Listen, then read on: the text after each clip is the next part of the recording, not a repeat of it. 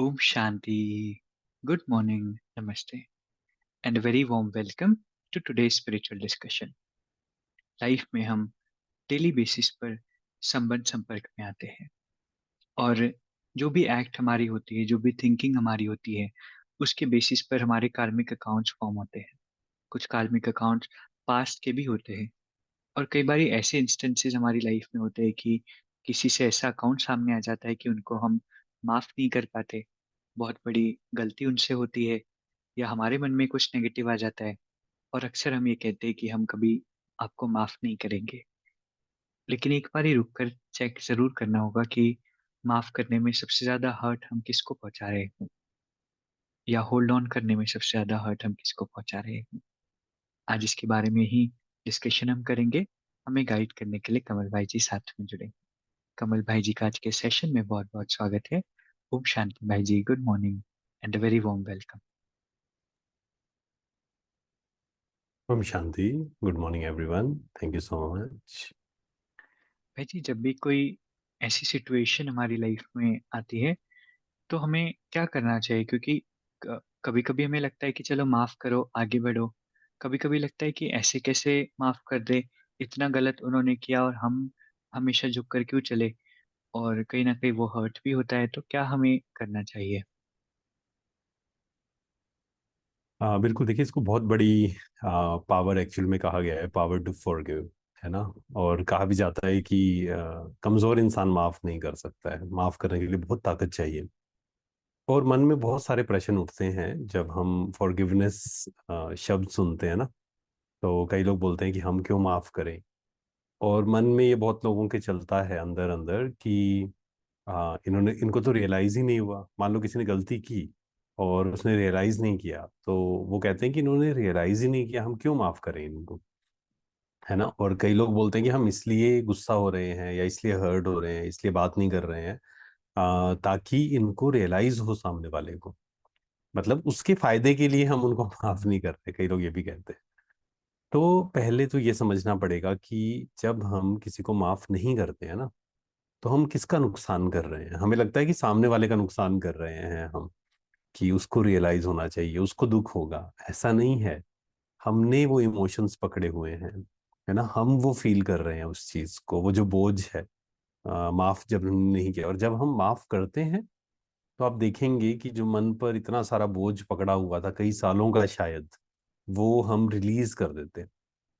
इसलिए स्पिरिचुअलिटी में एक प्रैक्टिस हम कराते हैं कि रात को सोने से पहले, खासकर रात को सोने से पहले 3 मिनट की मेडिटेशन हमें करनी है, जिसमें हमें क्या करना है, फॉरगिव, लेट गो। और फॉरगिवनेस में दूसरों को भी माफ करना है, दूसरे की अगर गलती है तो, एंड सेकंड है खुद को माफ करना, है ना, हमसे कोई गलती हुई। वेरी इंपॉर्टेंट पॉइंट्स भाई जी, तो बहुत जरूरी है। और ये बहुत अच्छा एक सवाल अपने आप से है कि क्या हम उनको परेशान कर रहे हैं या अपने आप को। भाई जी, चलो हम माफ कर भी दे, लेकिन फिर वो सबक कैसे सीखेंगे? वो तो आगे चलकर फिर हमने माफ कर दिया, फिर उनकी लाइफ तो अच्छी चलती रहेगी और गड़बड़ वो करती रहेगी। आज हमें परेशान, हमें धोखा दिया है, कल किसी और को देंगे। तो फिर उन्हें सबक कौन सिखाएगा?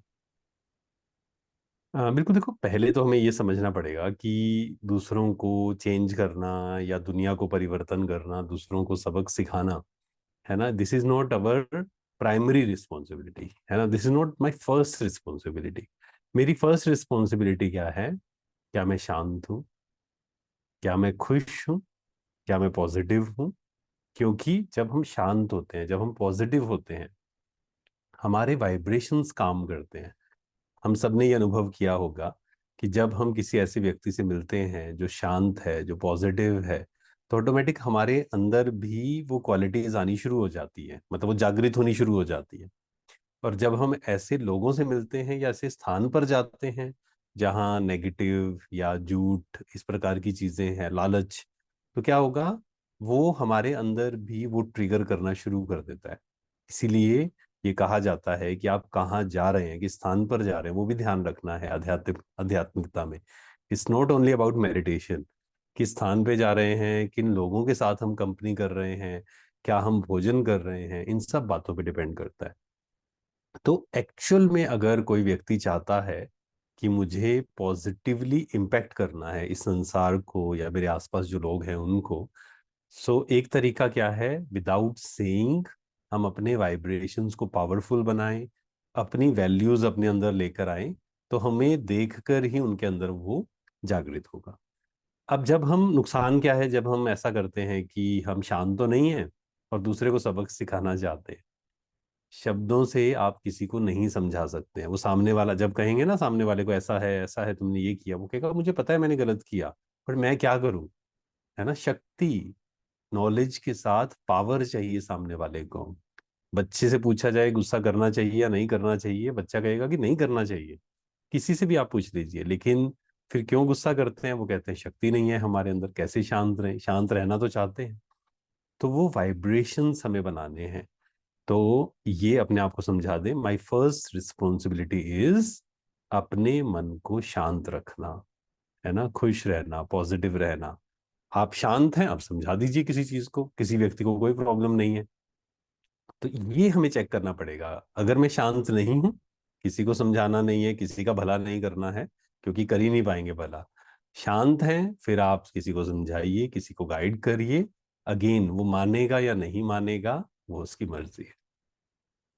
वेरी इंपॉर्टेंट भाई जी। तो इस पॉइंट को हम अपनी लाइफ में ज़रूर अप्लाई करें, क्योंकि ये बहुत इंपॉर्टेंट है कि हम अच्छी वाइब्रेशन में समझाएं। भाई जी, एक होता है समझाना और दूसरा होता है फ्रस्ट्रेशन निकालना। अगर हम दोष देते हैं किसी को कि आपने उस दिन ऐसा किया था, आपकी यहाँ गलती है, तो फिर वो एकदम डिफेंसिव मोड में आ जाते हो, और फिर जो बातें सुधर सकती थी शायद, वो और ही बिगड़ जाती है। तो और लेकिन हमारे मन में हर्ट भी है कि इन्होंने ऐसा किया था। तो दोष देना कितना गलत है, और कैसे खुद को रोके? बिल्कुल, देखो जैसे पहले भी हमने बात की ना कि फॉरगिवनेस क्यों करें, क्यों ना करें। और या फिर हम सामने वाले, मान लो सामने वाले ने गलती की और हम उसको नहीं बताएंगे, तो वो तो और ज्यादा करेगा।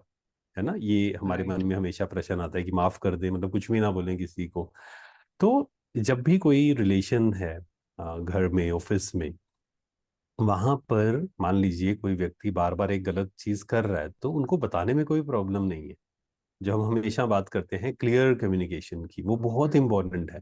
कि जहां प्रॉब्लम लग रही है, लग रहा है कि नहीं दिस इज रॉन्ग, ये गलत हो रहा है, पेशेंस रखा, एक बार, दो बार, तीन बार, लग रहा है कि मुझे समझाना है या सामने वाले से बात करनी है, बिल्कुल बिल्कुल करनी चाहिए।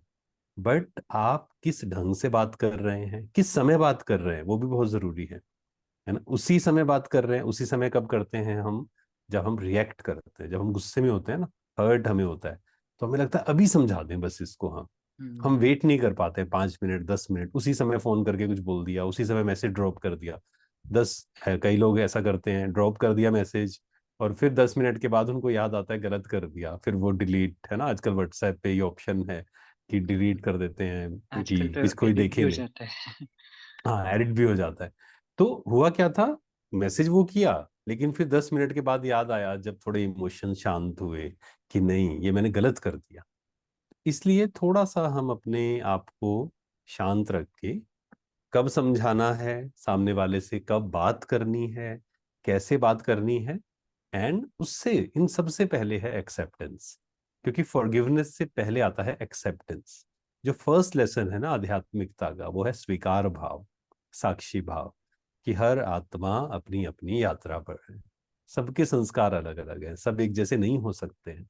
तो जब हम स्वीकार भाव अपने अंदर लेकर आएंगे कि उनके संस्कार अलग हैं, मेरे अलग हैं, तब हम सामने वालों को उसकी गलती के लिए माफ कर पाएंगे।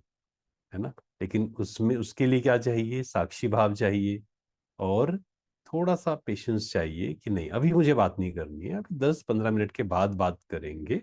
एंड जब सामने वाला शांत होगा, वो ध्यान रखना है।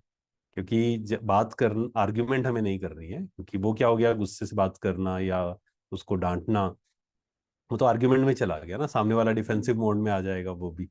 तो हमें बात जरूर करनी है, लेकिन शांत मन से, हमारा मन भी शांत हो, उस समय सामने वाले का मन भी शांत, उससे बात कर सकते हैं कि क्या आप अभी फ्री हैं, आपसे थोड़ी सी बात करनी है, अगर आप फ्री हैं तो बताइए, नहीं तो बाद में भी कर सकते हैं। तो लेकिन उसके लिए अ, स्वीकार भाव, मन शांत होगा, तब हम फिर बेहतर ढंग से डील कर पाएंगे और देर आर मोर चांसेस कि जो हम सामने वाले को बताएंगे वो भी उस बात को समझेगा एंड वो कोशिश करेगा उसको चेंज करने की। राइट भाई जी। तो आज हमें बैठ करके ये ज़रूर कॉन्टेम्पलेट करना है कि किसको हमने माफ़ नहीं किया है, कौन सा ग्रज, नेगेटिविटी मन में है और क्या उन्हें माफ़ करना चाहिए और किस तरह से हम इसमें आगे बढ़े। आज बहुत इम्पोर्टेंट टॉपिक पर हमने चर्चा की, इसको रिफ्लेक्ट करके इंटरनल क्लीनिंग हमें ज़रूर करनी है। कल फिर एक नए टॉपिक के साथ हम साथ में जुड़ेंगे। आप किस टॉपिक पर बात करना चाहते हैं ये भी चैट बॉक्स में आप कमेंट में डाल सकते हैं। कल हम फिर साथ में जुड़ेंगे। आज के इस खूबसूरत सेशन के थैंक लिए यू। आप सभी का, परमात्मा का और भाई जी का बहुत बहुत शुक्रिया। ओम शांति ओम भाई जी। शांति, Om Shanti, thank you very much. अभी हम 2 मिनट के लिए मेडिटेट करेंगे, पूरा ध्यान खुद पर ले आएंगे।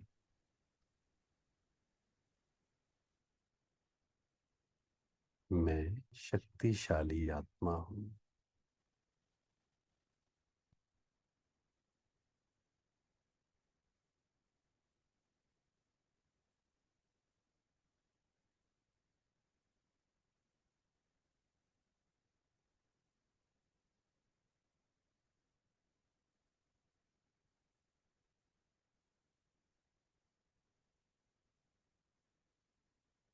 मेरा मन बिल्कुल शांत।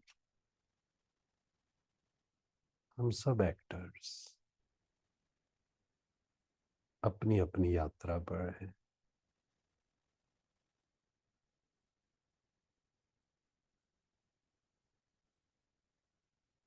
सबके संस्कार अपने अपने हैं।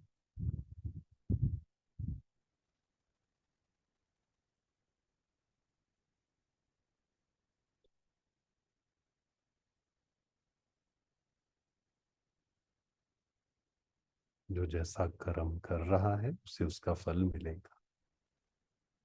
मेरे मन में किसी के लिए भी नेगेटिव नहीं।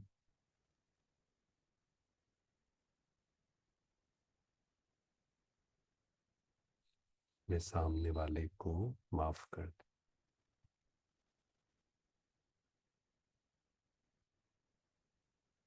कोई भी एक चीज, एक व्यक्ति, एक इंसिडेंट सामने लाए जिसे आप माफ नहीं कर पा रहे।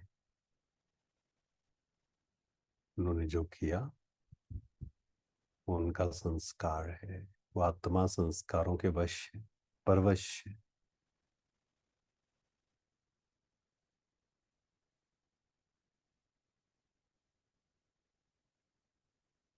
मैं इस व्यक्ति को माफ कर दूं। I release, I forgive, I let go.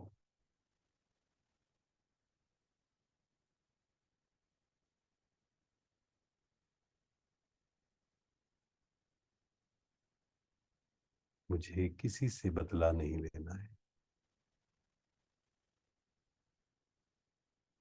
My mind is free. ओम शांति, शुक्रिया।